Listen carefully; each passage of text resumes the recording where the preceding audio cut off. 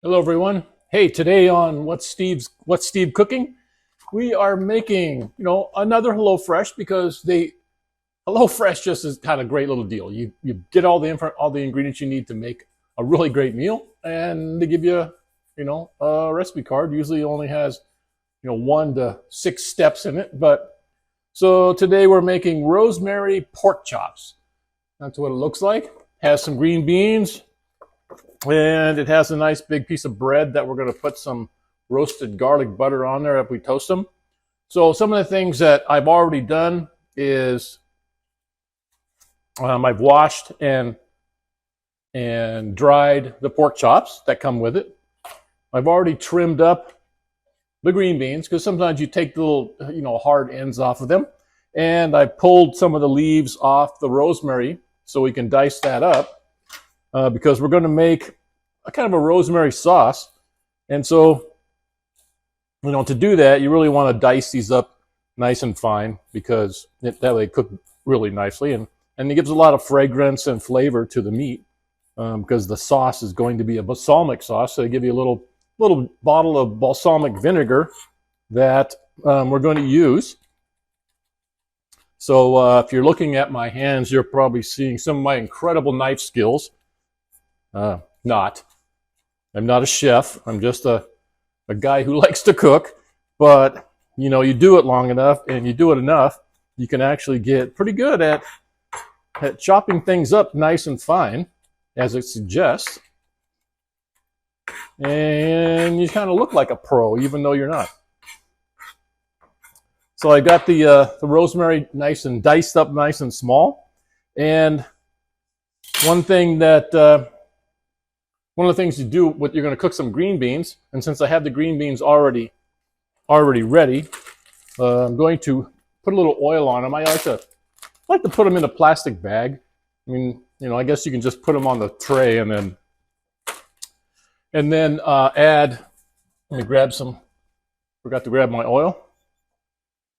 You can put them on a tray and then drizzle some oil on them. I like to put them in a bag. I think it's a little easier, get a little better control. They get coated a lot better than what they might have if you just put them, on the tray.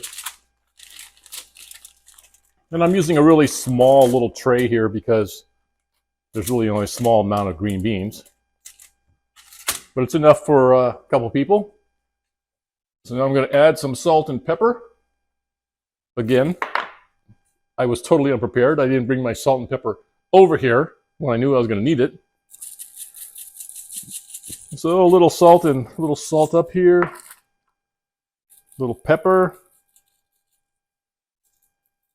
I like them a little peppery, a little more peppery than most people. Have a little medicine. And then we're going to place these in the oven for about 25 minutes. I'll do that in just a second. We're going to salt and pepper our pork chops. Let me take them off the paper towel here because I dried them.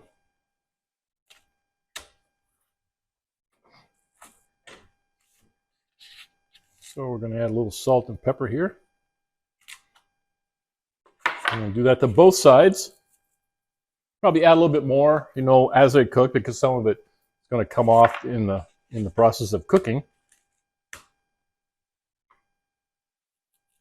A little more salt here. A little more pepper.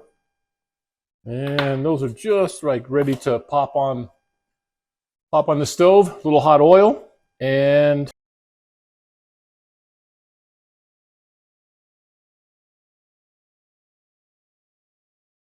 okay, I'm back. So now we're gonna get ready to cook our pork chops. So one thing I want to do is put these beans in the oven. Get those started. And then one thing I like to do is add, it says give a drizzle of oil. I prefer ghee because I just like the flavor of ghee better than cooking oil. And I use this. It's this kind of ghee.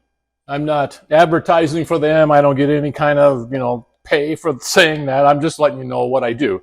I just like to use ghee, and that's more of a choice thing. It's just a preference. I just like to use that. So we're going to get the thing started for that. Get that warmed up. But yeah, I mean, I probably said what this is before. Let me have my glasses on so I can actually read it. But ghee is a lactose-free superfood alternative to everyday butter and butter alternatives and cooking oils that is made simply by refiltering the butter. So, I mean, you can put this on your toast if you want. I mean, if you want to use it instead of butter, it removes the lactose part of it. So, it also has a pretty high smoke point. According to this, it's 485 degrees. I like to use this also on my Blackstone flat top. If I'm cooking steaks or burgers or something, I use that as an oil instead of some other kind of seed oil or olive oil or something like that. I really don't use seed oils at all. I don't think that I don't think seed oils are really good for you. If you do a lot of research on obesity and things like that, you'll find that a lot of that kind of stuff, a lot of obesity and a lot of other types of illnesses and things that people have didn't really start on a grander scale, on a bigger scale than when we started using seed oils in cooking and processed food. I think you've noted, if you look back in history, you'll find that up until recently, fairly recently, that when processed foods started really coming out, then we really started seeing a lot of obesity and other kind of issues.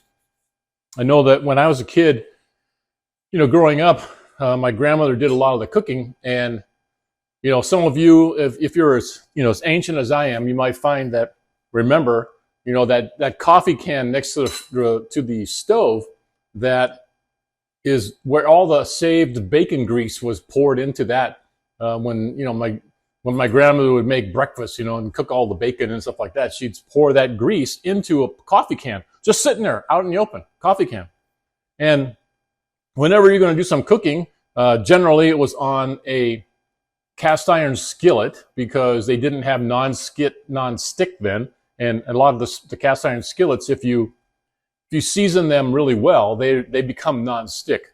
But anyhow, she would put, if she's going to cook something, fry something up or something like that, she would put a giant, spoonful of that bacon grease right out of that can that's been sitting next to the stove for weeks and weeks and weeks, and none of us ever got sick or anything like that. But man, that's what they would cook with. They didn't have seed oils and olive oil and stuff like that at that time, and at least not to the extent that we have it now, where you see all kinds of canola oil, safflower oil, peanut oil, all kinds of oils that now may or may not, if you do the research, you may or may not find that they're really good for us. So I kind of long story, but that's why I prefer to use ghee.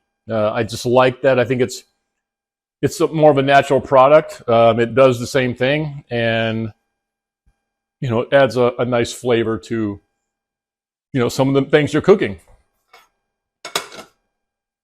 So those beans are cooking well. I've already taken the quarter cup of water, the chicken stock, and the balsamic, and mixed it together because I'm going to add this to the pan after I cook the meat. You're going to use the same pan to make the balsamic like gravy that's going to go on top of the pork chop. So just to ease it, I just instead of showing you like separate things I'm putting in, I put them all in one here. I just let you know I put them in one cup, and I'm going to add that in when I do the sauce. So those are cooking. That's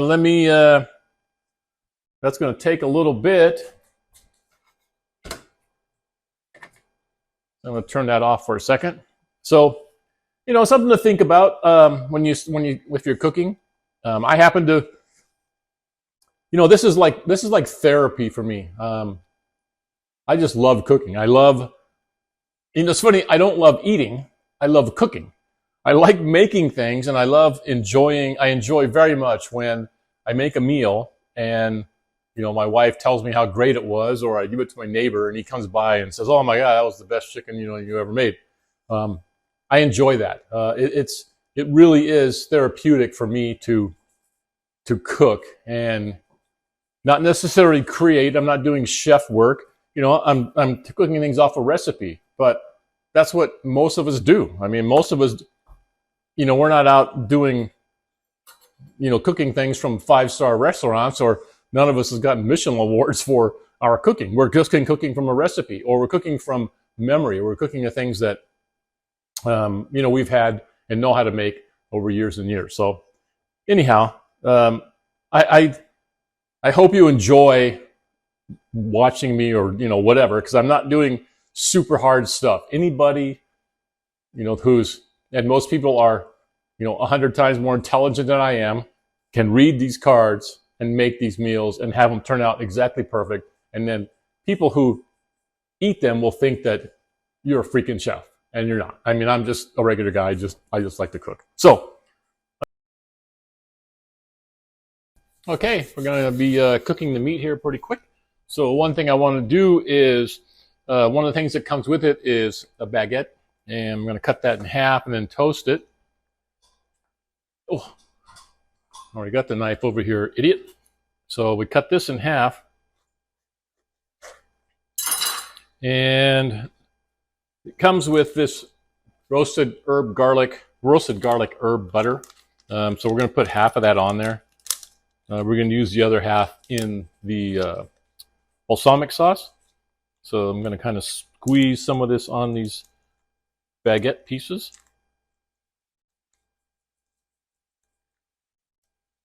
And we're going to drop the knife, gravity. Actually, we're going to spread this around like you're supposed to. A nice even coating on there because we're going to toast this.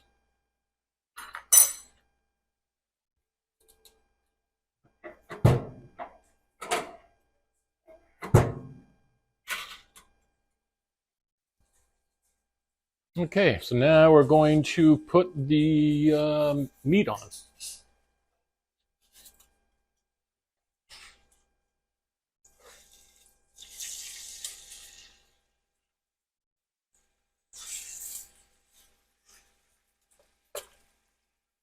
And we're going to let that get a nice sear on it.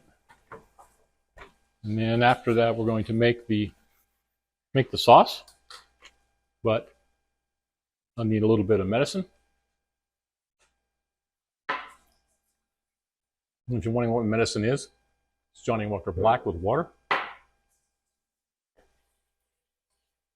Okay, those are looking good.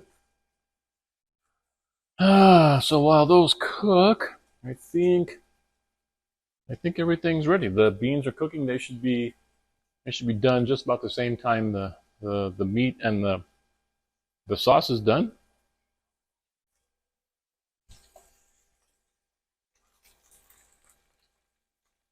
See how these look. Oh yeah, looking good. Didn't take very long. These pork chops are only a little over half inch thick, so it doesn't take very long. And then you definitely don't want to cook them too long, because pork chops can get overcooked like within a minute. You leave them on 30 seconds too long and they're overcooked, and you definitely don't want that because they get tough. So you want to cook them long enough, and even if you have to let them, rest for a minute, when they're heated, they'll cook a little bit more, even while they're just sitting there. So think about that whenever you're, cooking any kind of protein. Be careful that you don't, number one, you don't have it too hot. And heat is not necessarily the problem; it's the length of time you have it on there. So if you have it hot and it cooks them, it makes them a nice sear, it'll push that cook into the meat, and it'll cook it, push it in there way too far, way too fast if you don't watch it. So let's see how they're. Yeah, see, they already got a nice brown on, nice sear on them. Let me get my other camera here working. Yeah, those will only take a few more minutes, and then we will have them over here and let them rest for a little bit, and we'll make the gravy. Got my rosemary ready here.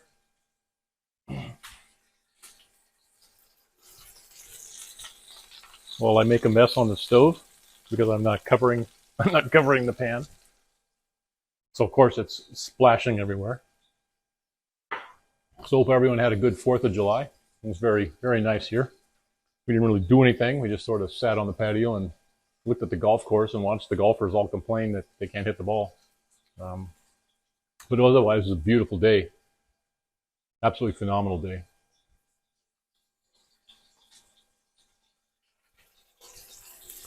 Let's see how these are looking. Oh, yeah.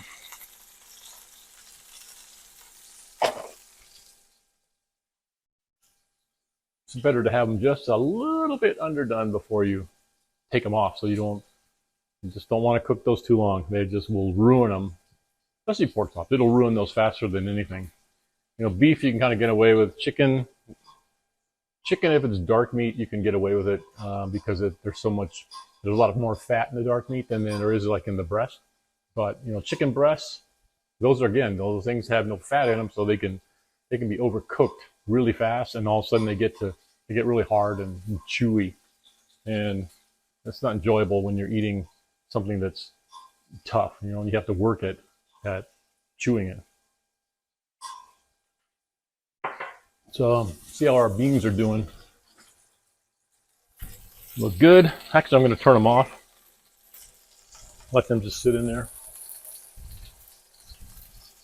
Check our meat. Oh yeah. We don't need to flip those too much more. Let them cook on there just for another minute or so. And then I'm going to put them on this cutting board to rest. And get a little bowl to put my rosemary in.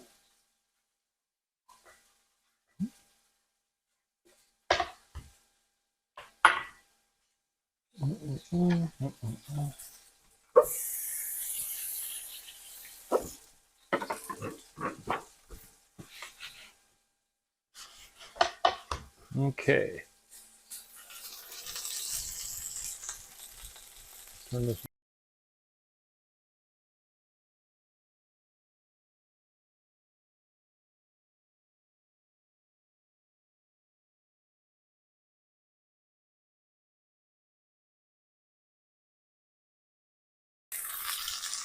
Let me show you what they look like. I didn't turn the other camera on, but you can see they're nice and a nice little brown on them. Nice little crust. I'm going to take those off. Let those rest for a minute. Let this cool down some. And then we're going to add, this will probably splash up if I do this too much. Let this cool down for a minute. Let's see how this looks. Oh, this works. It's good. Okay. So now you can see that our little pork chops are resting. I'm making the rosemary gravy at the moment. So I've added in all the, the balsamic, the chicken stock, and the water, and now I've added the rosemary in. And let me get this a little better. I'm going to let this cook.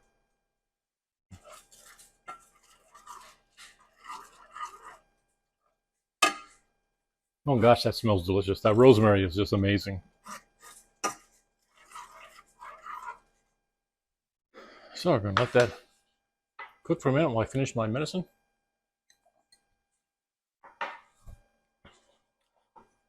And after that cooks down for a little bit, I'm going to add in the rest of this roasted garlic butter. I actually might add a little more butter to it. Take out our breads. Because they definitely look nice and toasted. was perfect. A little toast on them. Mm-hmm. Ow. Ow. Those are hot.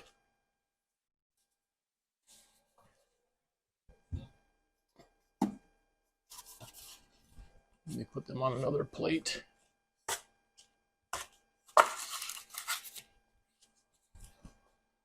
See how our sauce is doing.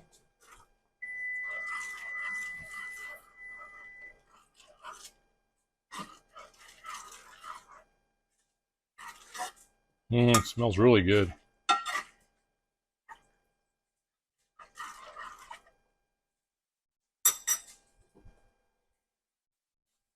I think it's gonna be very tasty.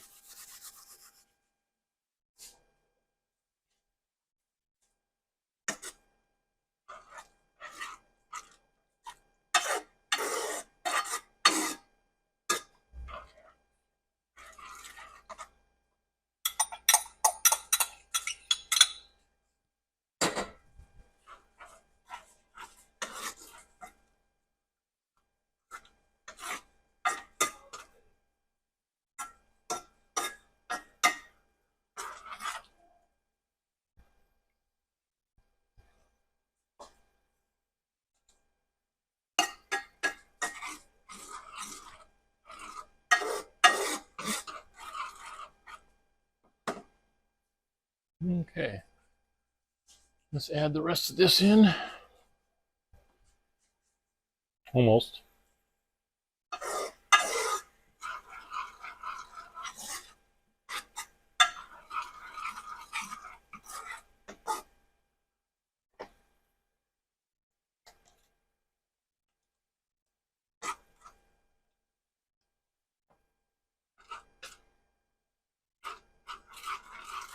Okay, we add the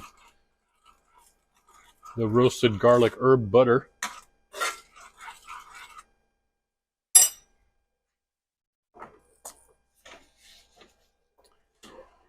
And then we're going to take our beans out. They could be more than done by now.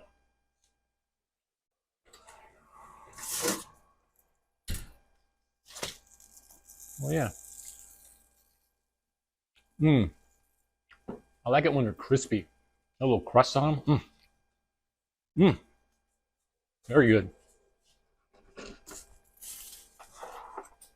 I'm going to add a little more butter to this. I like a little more buttery.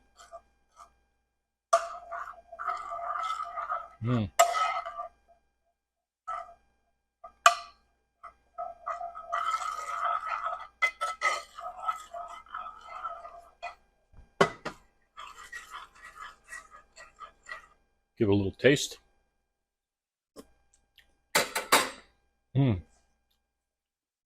Very good. Okay.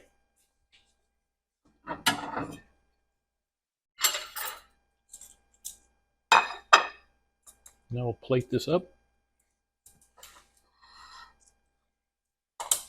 Nice little pork chop there.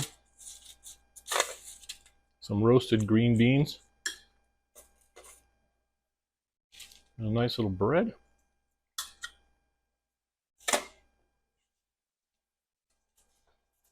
A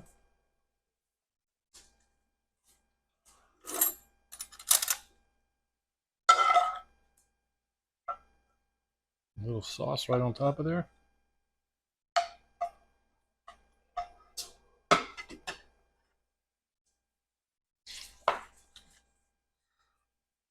And there we go. Balsamic rosemary pork chops.